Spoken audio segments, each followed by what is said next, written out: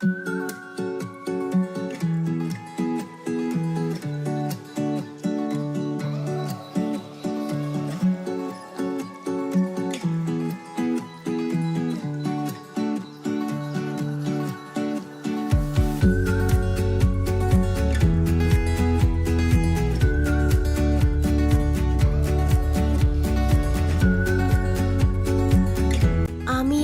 বোন আমরা আসছিলাম শপিং করে ঘোরাঘুরি করতে করতেই আমাদের ক্ষুধা লেগে যায়। এদিক দিয়ে দুপুরও হয়ে গেছে।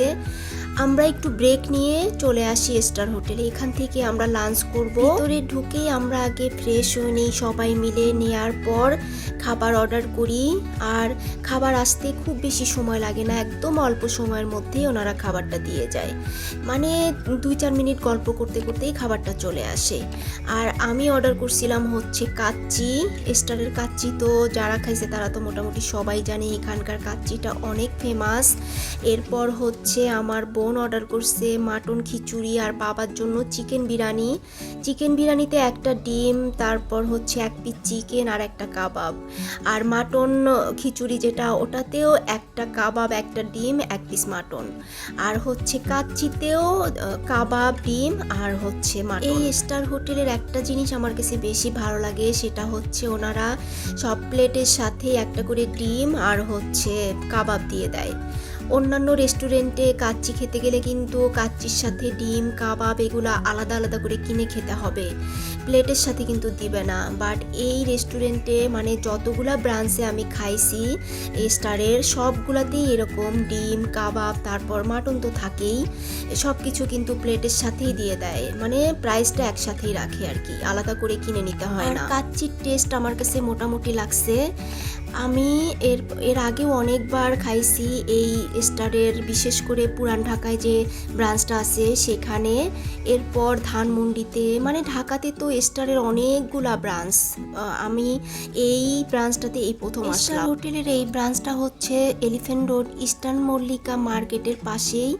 আমি এখানে অনেক শপিং করতে আসি, অনেকবার আসা হয় আমার, বাট স্টারে কখনো আসা হয়নি, মানে এই ব্রাঞ্চটাতে কখনো আসা হয়নি। এই ব্রাঞ্চটাতে আসা হয় না কারণ হচ্ছে আমি শপিং শেষ করে আশেপাশের যে রেস্টুরেন্টগুলো থাকে সেখান থেকে খেয়েই চলে যাই, মানে এই দিকটাতে আসা হয় না। তো আজকে এই যে আমার বোন ছিল সাথে, এজন্যই আসলাম আর কি। বাবা ছিল, দুপুরবেলা ভাবলাম যে ভালো কোথাও গিয়ে একটু লাঞ্চ করি, এজন্যই মূলত আসা।